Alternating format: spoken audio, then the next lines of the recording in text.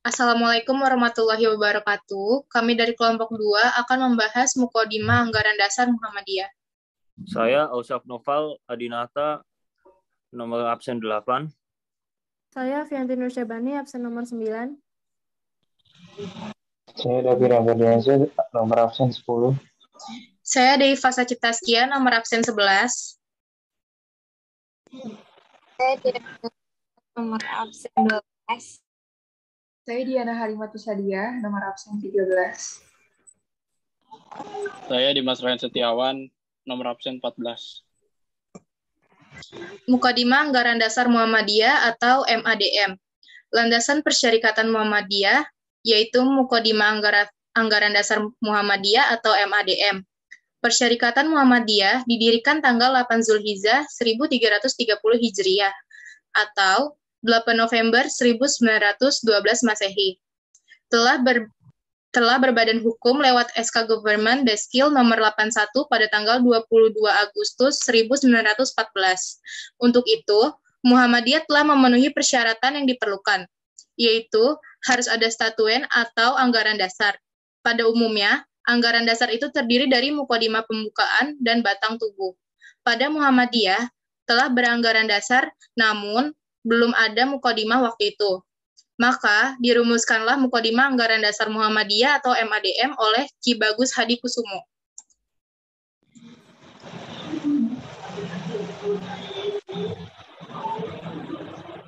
A. Pengertian dan sejarah perumusan MADM. 1. Pengertian Muqaddimah Anggaran Dasar Muhammadiyah MADM.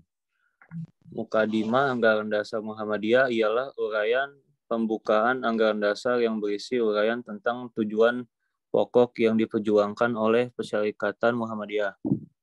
Muqaddimah anggaran dasar dapat memuat pokok-pokok yang sangat fundamental.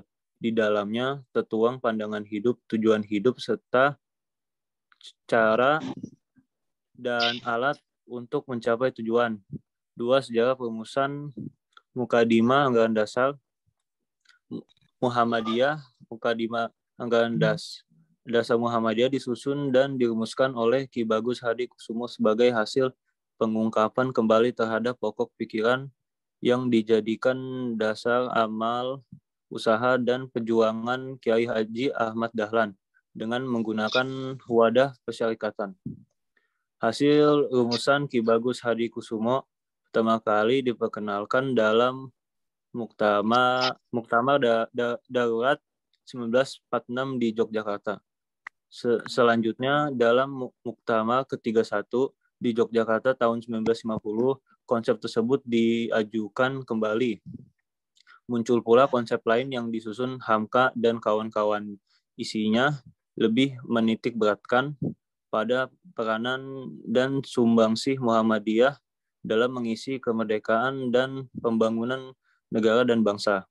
Muktamar belum bisa memutuskan, lalu diserahkan pada sidang Tanwir tahun 1951 yang penyempurnaan susunan redaksionalnya, lalu dibentuk tim penyempurnaan yang ditunjuk oleh sidang Tanwir Hamka, Mr. Kasman Singodi Mejo, Kiai Haji Farid Ma'ruf, dan Zain Jambek.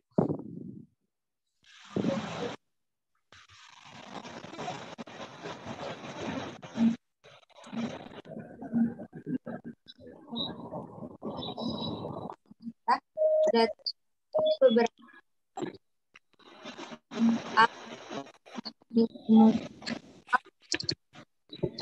kita berjuang kehidupan rohani keluarga Muhammadiyah menampakkan gejala menurun. Akibatnya terlalu berat mengajar kehidupan duniawi. Dan C. Semakin kuatnya berbagai pengaruh alam pikiran dari luar, langsung atau tidak langsung berhadapan dengan paham dan keyakinan hidup Muhammadiyah. Dan yang D. Dorongan disusunnya pembukaan Undang-Undang Dasar tahun 1945.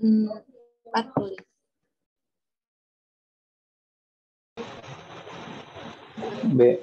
Fungsi dan hakikat Muhammadiyah AD atau KRT Muhammadiyah.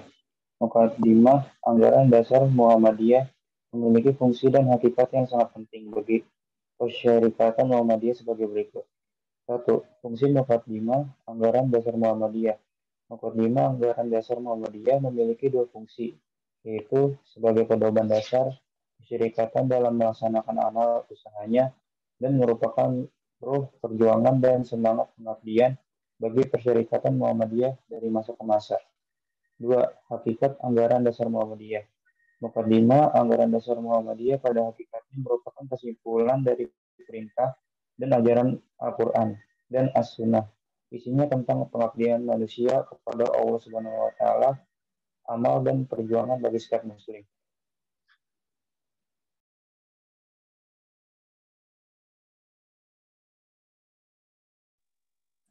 Mukadimah anggaran dasar Muhammadiyah memiliki susunan sistematika perumusan sebagai berikut. A. Susunan urutan rumusan Mukadimah anggaran dasar Muhammadiyah terdiri atas 1. Surat Al-Fatihah. 2. Pernyataan diri atau ikrar raditu billahi robba wabil islami dina wabi Muhammadin nabiyya wa rasulah. 3. Diktum matan atau materi Mukadimah anggaran dasar Muhammadiyah. B. Diktum matan atau materi Mukadimah anggaran dasar Muhammadiyah. Materi tersebut terdiri atas 7 paragraf yang berisi satu pokok pikiran dalam satu paragraf tersebut, sebagaimana tercantum berikut ini.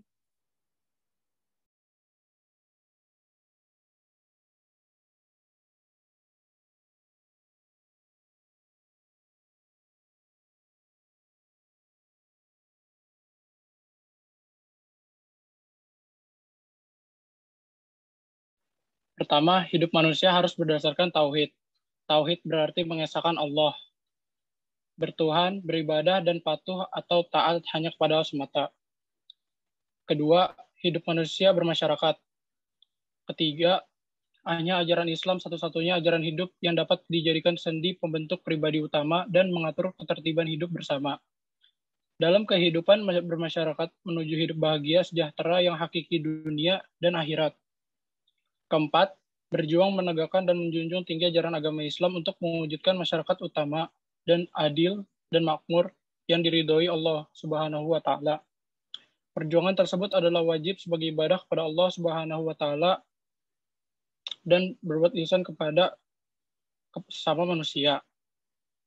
Kelima, perjuangan menegakkan dan menjunjung tinggi agama Islam hanyalah akan berhasil bila dengan mengikuti jejak ittiba perjuangan para nabi, terutama perjuangan Nabi Muhammad SAW.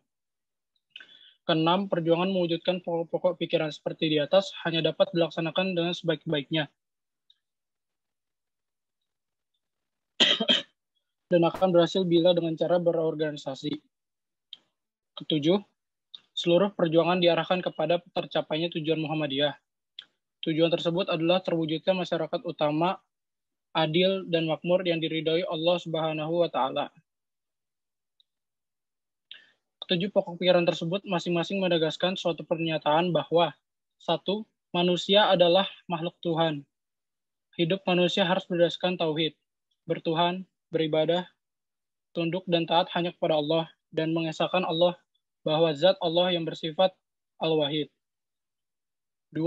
Manusia adalah makhluk sosial, bahwa hidup bermasyarakat adalah sunnah Allah, hukum kodrat irodat atas hidup manusia di dunia.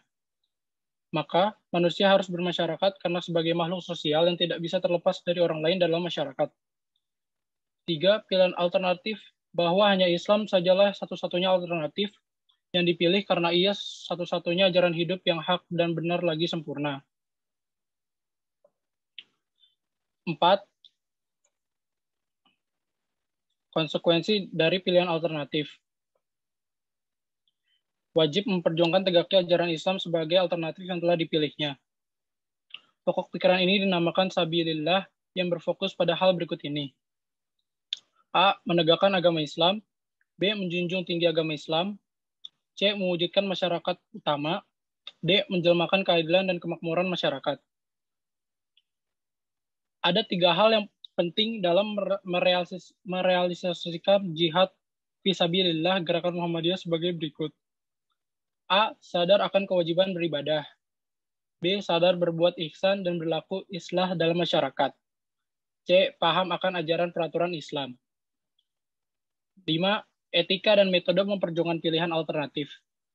Perjuangan menegakkan ajaran Islam harus dengan mengikuti akhlak atau etika kepemimpinan dan metode perjuangan Rasulullah Shallallahu Alaihi Wasallam. Sikap dan sifat Nabi Muhammad Shallallahu Alaihi Wasallam sesuai dengan Quran Surat Al-Ahzab ayat 21 yang artinya, sesungguhnya telah ada pada diri Rasulullah itu suri teladan yang baik bagimu, yaitu bagi orang yang mengharap rahmat Allah dan kedatangan hari kiamat, dan dia banyak menyebut Allah. Quran Surat Al-Ahzab ayat 21. Meneladani pribadi dan perjuangan Nabi Muhammad SAW adalah dasar pemikiran dan perjuangan Muhammadiyah.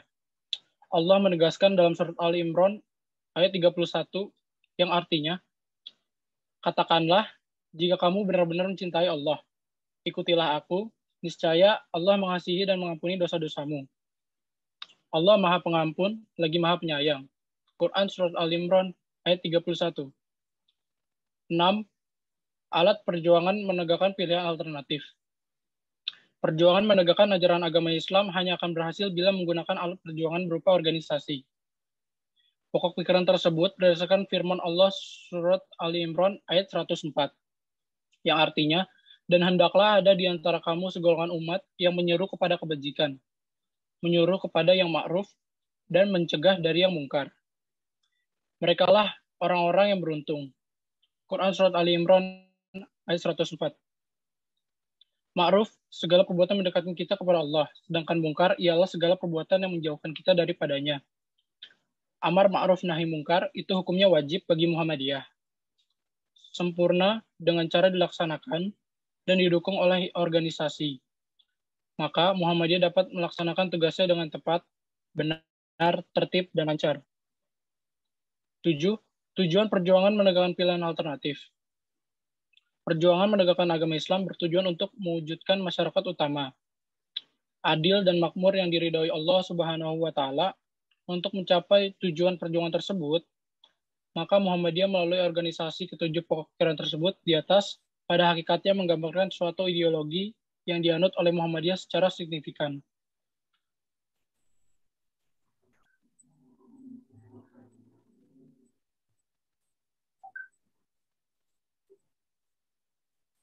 Tiga unsur utama yang selalu ada dalam suatu ideologi sebagai berikut.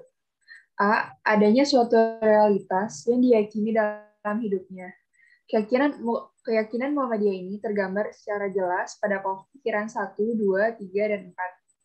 2. Keyakinan tersebut dijadikan landasan untuk merumuskan tujuan hidup yang dicita-citakan. Tergambar dalam pokok pikiran 7. 3. Cara atau ajaran yang digunakan untuk merealisasikan tujuan yang dicita-citakan tergambar pada pokok pikiran 5 dan 6.